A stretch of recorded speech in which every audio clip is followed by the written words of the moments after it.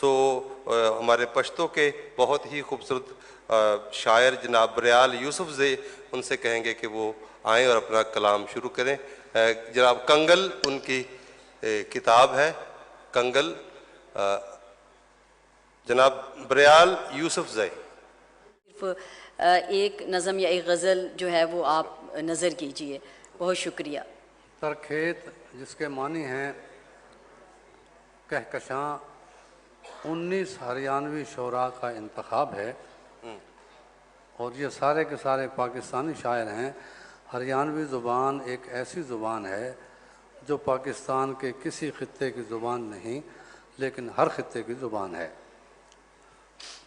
मैं इसमें से एक आइटम पेश करता हूँ।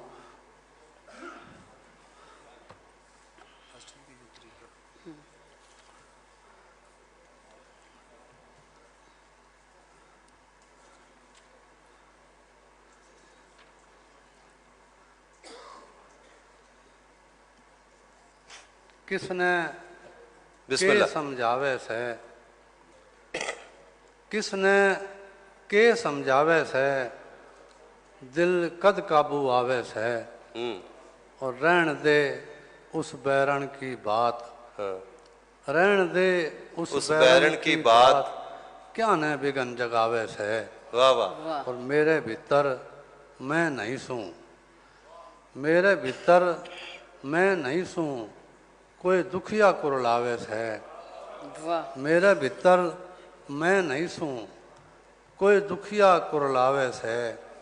और सांझ उतरे तो मेरा जी, सांझ उतरे तो मेरा जी, और घना घबरावे से।